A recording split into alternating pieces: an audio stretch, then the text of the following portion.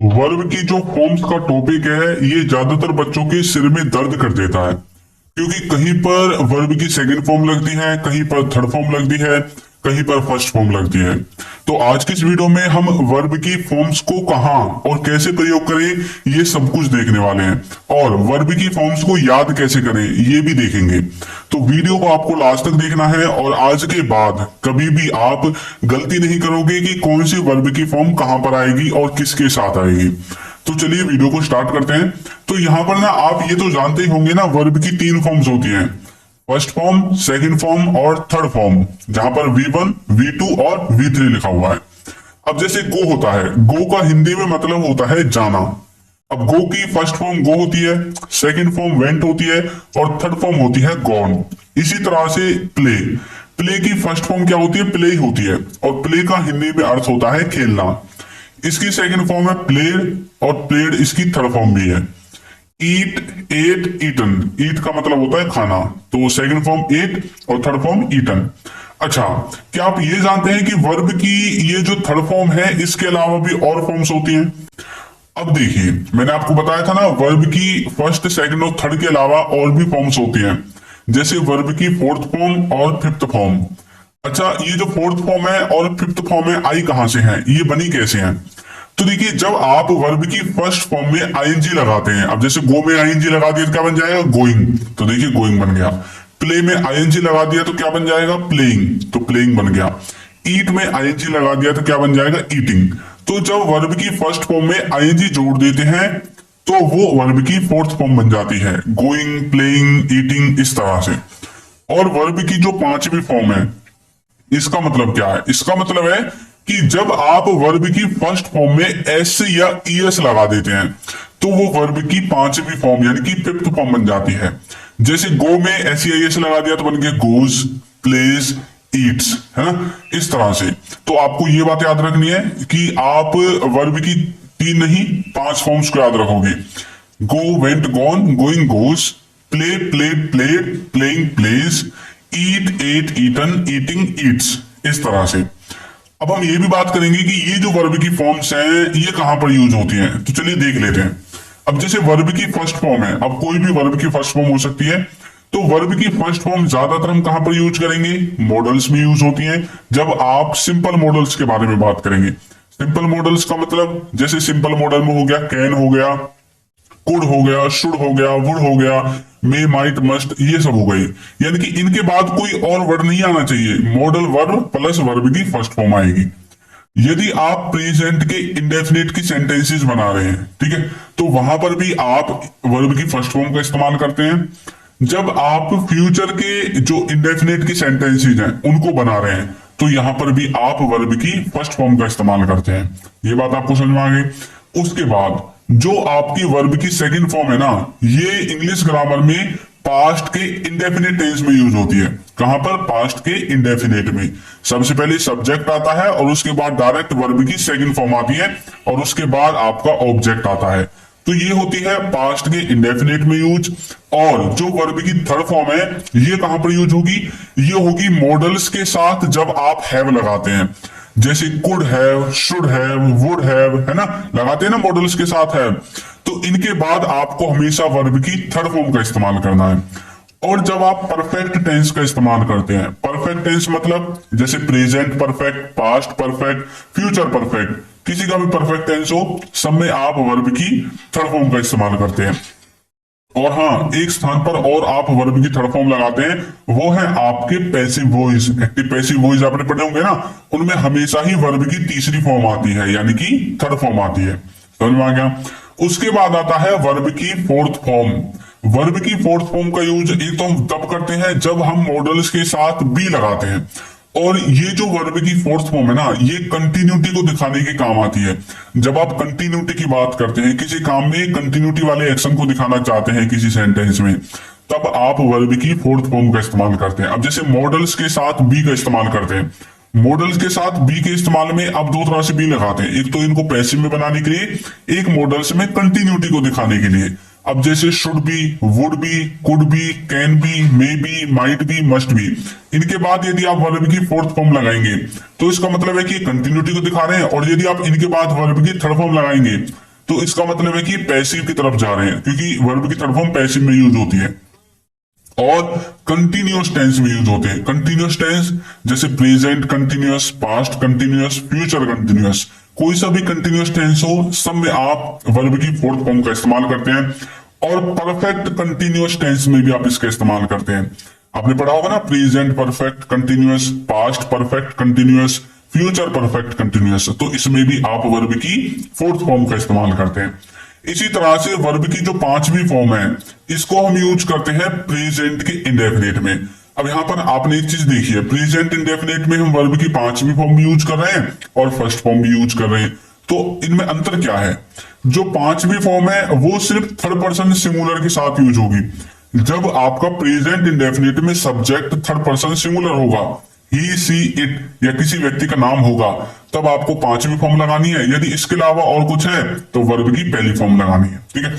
अब जैसे यहां पर मैंने आपको ये बताया था ना, मॉडल के साथ हैव, जैसे कुड हो गया, वुड हो गया, शुड हो गया, कैन हो गया, कोई भी मॉडल वर्ब ले लो, उसके साथ यदि आप हैव लगाएंगे, could have, would have, should have, can have, तो वर्ब की तीसरी फॉर्म इसके साथ आती है। ठीक है। तो यहां तक आपको थोड़ा सा डाउट क्लियर हुआ होगा कि आखिर हम अपने सेंटेंस को वर्ब के साथ किस तरह से फ्रेम करते हैं, कहां पर कौन सी वर्ब की फॉर्म का इस्तेमाल किया जाता है। अब चलिए थोड़ा सा बेसिक से अब थोड़ा एडवांस की तरफ जाते हैं। उससे पहले यदि अभी तक आपने हमारी ई बुक्स को परचेज नहीं किया है तो लिंक आपको नीचे डिस्क्रिप्शन बॉक्स में मिल जाएगा, वहां से जाकर आप इनको परचेज कर सकते हैं। ठीक है। तो इनका लिंक डिस्क्रिप्शन में मिलेगा, जाकर जरूर ज्वाइन करें। तो अब चलिए हम देखते हैं। सबसे पहले हम देखेंगे गो के साथ। गो के साथ एग्जांपल्स लेंगे कि किस तरह से वर्ब की फर्स्ट फॉर्म यूज होगी, सेकंड फॉर्म यूज होगी, थर्ड फॉर्म यूज होगी, कहां पर वर्ब की फोर्थ फॉर्म यूज होगी और कहां पर वर्ब की फिफ्थ फॉर्म यूज होगी।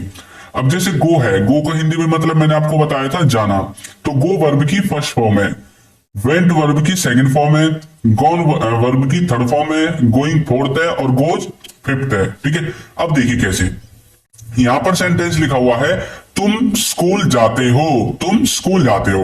ये जो सेंटेंस है ये प्रेजेंट के इंडेफिनिट का है और यहां पर जो तुम है वो थर्ड पर्सन सिंगुलर के अंदर नहीं आता है, तो इसलिए यहां पर वर्ब की पांचवी फॉर्म यूज ना होगी, वर्ब की फर्स्ट फॉर्म यूज होगी। यहां पर देखिए मैंने आपको बताया था ना ये वाली सिस्टम, प्रेजेंट इंडेफिनिट, यहां पर भी प्रेजेंट इंडेफिनिट है, ये होगा थर्ड पर्सन सिंगुलर के साथ यूज पांचवी फॉर्म में। ठीक है। तो चलिए देखते हैं, तुम स्कूल जाते हो तो हम बोल देंगे you go to school, you go to school, तुम स्कूल जाते हो। तो यहां पर वर्ब की फर्स्ट फॉर्म का यूज किया गया है। हम सीरियल वाइज देखेंगे। उसके बाद है वह स्कूल गया, वह स्कूल गया, तो ये पास्ट का इंडेफिनिट है और आप जानते हैं टेंसेज में सिर्फ पास्ट का जो इंडेफिनिट है वही एक ऐसा सेंटेंस, एक ऐसा टेंस है जिसमें वर्ब की सेकंड फॉर्म यूज होती है। तो वह स्कूल गया, तो बोल सकते हैं he went to school, he went to school, वह स्कूल गया। नेक्स्ट है वह स्कूल गया है, वह स्कूल गया है। कई बार बोलते हैं ना भाई वो तो स्कूल गया है, तो यहां पर वर्ब की थर्ड फॉर्म यूज होगी। कैसे बोलेंगे? ये जो सेंटेंस है ये प्रेजेंट के परफेक्ट टेंस का है। हम बोलेंगे he has gone to school, he has gone to school, वह स्कूल गया है। यहां पर हैज हैव के साथ हमेशा वर्ब की थर्ड फॉर्म यूज होगी और परफेक्ट टेंस में मैंने आपको बताया था वर्ब की थर्ड फॉर्म ही लगती है। ठीक है। वह स्कूल जा रहा है, ये दिखा रहा है कंटिन्यूटी को, जा रहा है, अभी जा रहा है। तो मैंने बोला था कंटिन्यूटी का मतलब है वर्ब की फोर्थ फॉर्म आईएनजी लगेगी। तो बोलेंगे he is going to school, वह स्कूल जा रहा है, वह स्कूल जाता है। यहां पर जो वह है ना, ये है आपका थर्ड पर्सन सिंगुलर के अंदर का सब्जेक्ट। तो वह के साथ आप क्या लगाते हैं? वर्ब की फर्स्ट फॉर्म में एस या ईएस। तो अब हम वर्ब की पांचवी फॉर्म का इस्तेमाल करेंगे, यानी कि वर्ब की फर्स्ट फॉर्म में एस या ईएस लगाकर लिखेंगे। तो बोलेंगे ही गोज टू स्कूल, वह स्कूल जाता है। ठीक है। तो इस तरह से आपको समझ में आया कि किस तरह से हम वर्ब की फॉर्म्स का इस्तेमाल करते हैं अलग अलग टेंसेज में। तो आपने देखा गो की फॉर्म्स को हमने कैसे अलग अलग सेंटेंस में, अलग अलग टेंसेज में इस्तेमाल किया है, कैसे हमने इसको इस्तेमाल करना सीखा है। ठीक है। तो आपको हिंदी के सेंटेंस को देखकर कैसे पता चलेगा कि ये वाला जो सेंटेंस है ये कौन से टेंस का है, या इंग्लिश के सेंटेंस को देखकर कैसे पता चलेगा कि ये कौन सा सेंटेंस है। तो आपको यदि ये जानना है तो आपको YouTube पर ही सर्च करना है Hindi to English by Chintu sir, आपको मिल जाएंगे वीडियो कि आपको किस तरह से इनको समझना है। ठीक है। उसके बाद चलिए एक जो हमने गो देखी थी ना, इसी तरह से एक बार हम प्ले कोड देखते हैं। हो सकता है कुछ बच्चों को एक एग्जाम्पल से समझ में ना आए, तो अब हम दूसरा एग्जाम्पल लेंगे प्ले का। प्ले का हिंदी में मतलब होता है खेलना, ठीक है। और इसकी सेकंड फॉर्म प्लेड होती है, थर्ड फॉर्म भी सेकंड फॉर्म की तरह प्लेड ही होती है। इसकी सेकंड और थर्ड दोनों फॉर्म सेम है।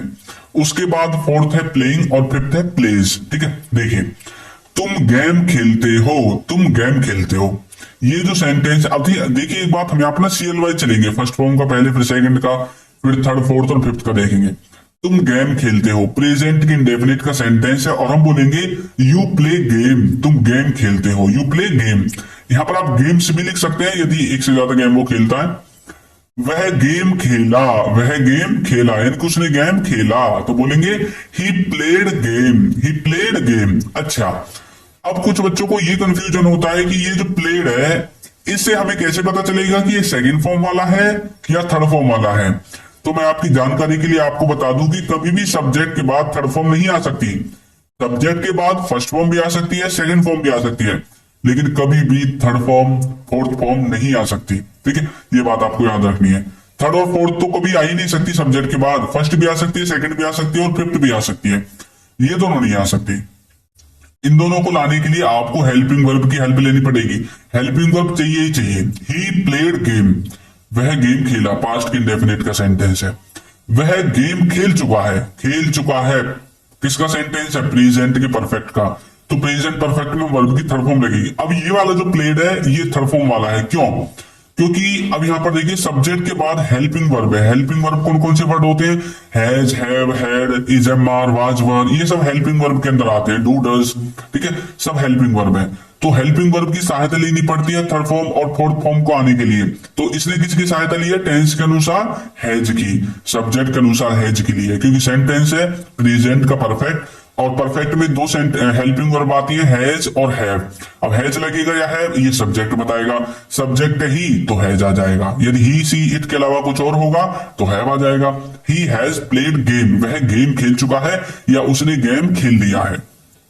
नेक्स्ट है वह गेम खेल रहा है कंटिन्यूटी को दिखा रहा है, प्रेजेंट का कंटिन्यूअस टेंस का सेंटेंस है। वह गेम खेल रहा है तो बोलेंगे he is playing game, he is playing game, वह गेम खेल रहा है।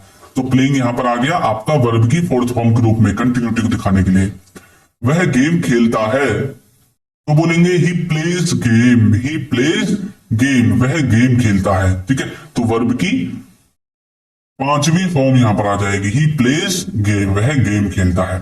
समझ में आ गया किस तरह से आपको वर्ब की फर्स्ट, सेकंड, थर्ड, फोर्थ और फिफ्थ फॉर्म का इस्तेमाल करना है। एक और देखते हैं, इसमें हम देखेंगे ईट का इस्तेमाल।